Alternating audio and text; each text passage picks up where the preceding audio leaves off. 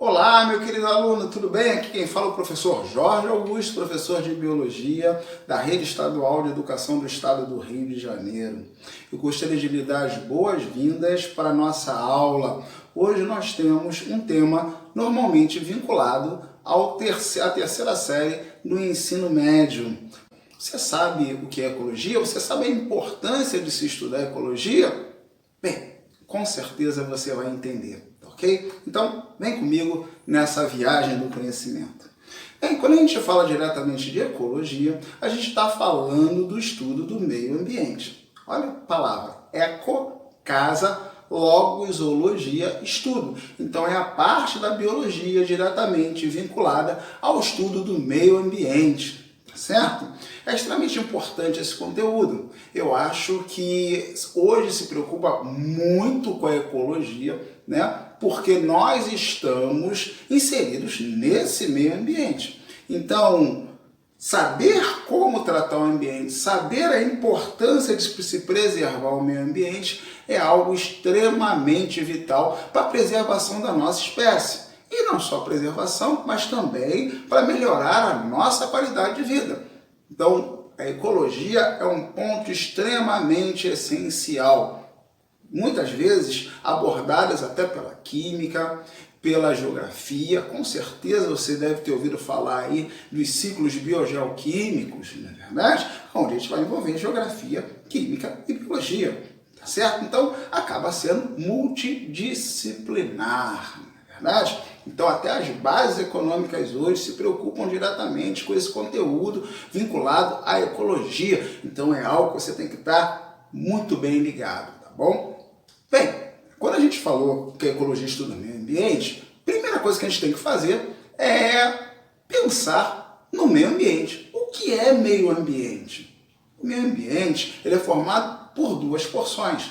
Aqui eu coloco que o meio ambiente ele é formado pelos seres vivos e pelos fatores abióticos. Bem, os seres vivos você já estudou, não é verdade? Quando a gente fala de seres vivos, a gente fala daqueles seres com as características chaves, né? Quais são as características chaves dos seres vivos? Presença de célula, presença de metabolismo, ciclo de vida, não é verdade? Material genético, capacidade de reagir a estímulos, capacidade de evoluir, tudo isso é um tipo, né, são tipos de características presentes nos seres vivos. Agora, normalmente, quando eu falo em sala dos fatores abióticos, as pessoas normalmente, os alunos normalmente entravam. Olha só, você vai pensar aí, os fatores abióticos são aqueles que não têm vida, mas influenciam diretamente na vida no meio ambiente. Então, quais são os principais fatores abióticos? Bem, se você puxar da sua memória, você com certeza vai pensar que a temperatura influencia diretamente no meio ambiente e não tem vida. Você pode falar da composição do solo. A composição do solo também influencia o crescimento de plantas. Os sais minerais não têm vida e influenciam na vida. Você pode falar diretamente da concentração de chuva, concentração pluviométrica, outro fator abiótico. Você pode falar da iluminação, você pode falar da temperatura, acho que eu já falei da temperatura, mas são muitos fatores abióticos. Quando você ainda vai para o ambiente aquático, você ainda tem outros. Por exemplo, você pode falar da salinidade, do pH, da profundidade. Tudo isso são fatores abióticos, tá legal? Agora, você tem que tomar cuidado com o seguinte, quando se falar diretamente de meio ambiente, não pense em algo tão macroscópico, como é o caso do Pantanal Mato Grossense, da Floresta Amazônica, do Cerrado da Caatinga, do Pampa, dos desertos. Ué, isso não é meio ambiente, Jorge? Sim, isso é meio ambiente, sim, meu amigo. Só que são aí o que nós chamamos de macroecossistemas. Quando você fala assim de ecossistema, o ecossistema é um sinônimo para meio ambiente. Então, falar ecossistema e meio ambiente é a mesma coisa. Mas esses que eu citei agora são macroecossistemas. Tá certo? Uma poça d'água pode ser um ecossistema. um microecossistema, mas pode ser um ecossistema. É só você pensar que uma poça d'água, a água ali tem a sua temperatura, tem a sua salinidade, tem o seu pH, tem a taxa de iluminação, tem o solo por baixo. Então tem os fatores abióticos? Sim. Uma poça d'água, ela tem diretamente ali as bactérias, os fungos, certo? Os protozoários. Então, uma larva de um mosquito. Então, ali também existe diretamente os seres vivos. Então, eu tenho as duas porções ali. Sem problema, eu tenho os fatores abióticos, né? E também tenho os seres vivos. E aí eu te pergunto, quais são os dois principais fatores abióticos? Porque os fatores abióticos influenciam diretamente numa outra coisa que nós chamamos, num outro conceito que nós chamamos de biodiversidade. Você sabe o que é biodiversidade? A biodiversidade é uma relação direta entre quantidade e variabilidade de vida numa determinada área. E, Jorge, não entendi. Então eu volto um pouquinho. Vou te dar 2 exemplos e aí você vai conseguir entender um pouco melhor, tá legal? Por exemplo, no sul, né?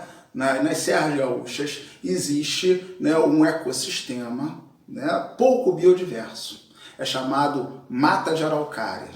As matas de araucárias, nas Serras Gaúchas, e aí eu cito dois locais, né, muito lindos, Gramado e Canela, tá legal? Nas Serras Gaúchas, acabam tendo um só tipo de espécie praticamente, que é a araucária. Então você anda ou, né, trafega aí de carro, né, quilômetros,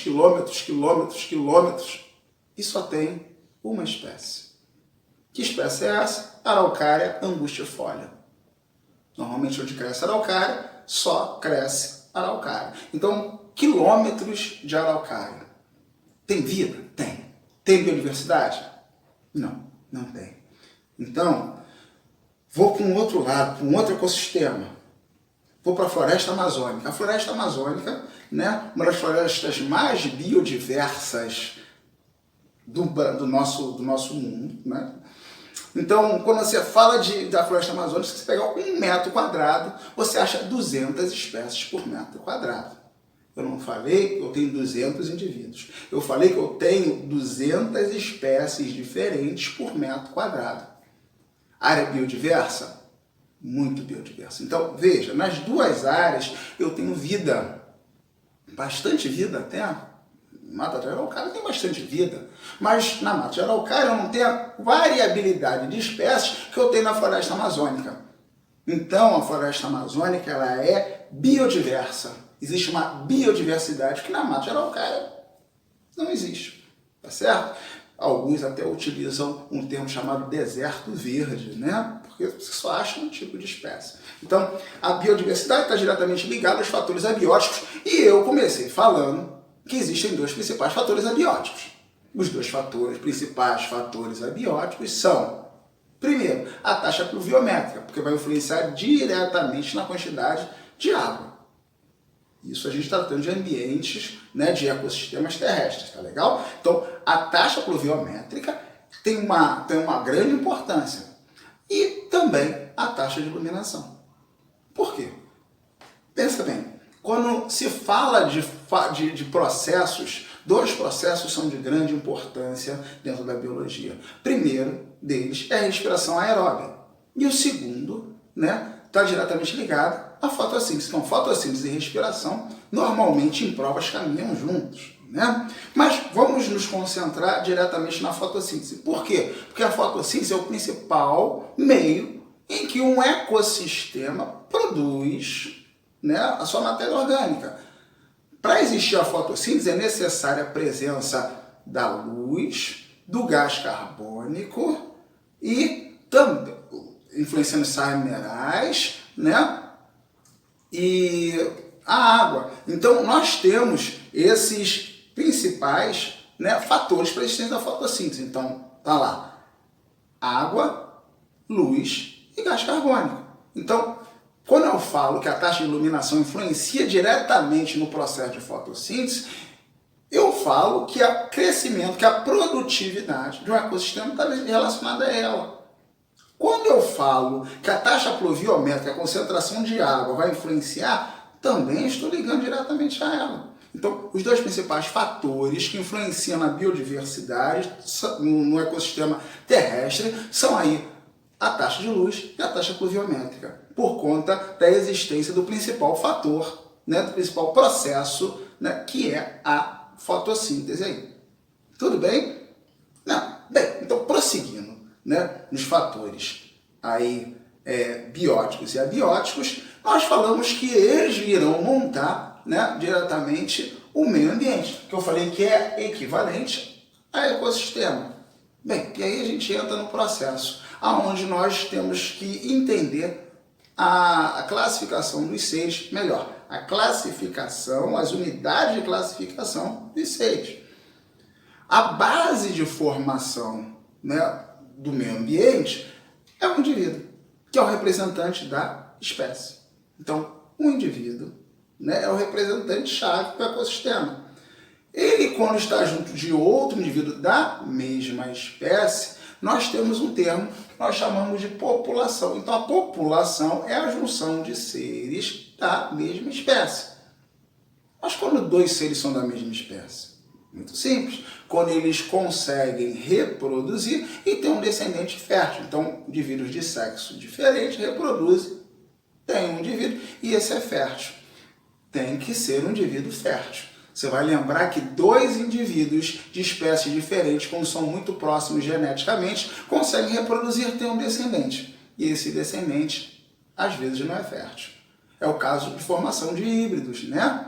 No caso da mula, que é a junção da égua e do jumento, então, éguinha e jumento, reproduzem, formam a mula. É um híbrido. Tá legal? Não é o caso aqui, tá? Eu preciso de indivíduos da mesma espécie para formar o que nós chamamos de população, tá certo? Indivíduos de populações diferentes, quando estão agrupados, quando estão juntos, quando estão interagindo, formam o que nós chamamos de comunidade. Então, a comunidade, também chamada de biocenose, nada mais é do que o conjunto de seres vivos daquela estrutura, conjunto de seres vivos daquela região. É nada mais, nada menos aí o que vai juntar diretamente com os fatores abióticos para formar o ecossistema, que pode também ser chamado de meio ambiente. Então, vamos lá. Níveis de organização até então. O indivíduo, representante da espécie, quando se junta a outros indivíduos da mesma espécie, forma o que nós chamamos de população. Indivíduos de populações diferentes, quando agrupados, formam o que nós chamamos de comunidade ou biocenose, os seres vivos. Quando eu junto os fatores abióticos, aí eu vou ter o ecossistema. E aí, quando eu pego todos os ecossistemas da Terra, eu vou ter a biosfera. Entende? Então, são conceitos ecológicos importantes, tá certo? Espero que eu tenha agraciado vocês aí com conteúdo. Um abraço e até a próxima.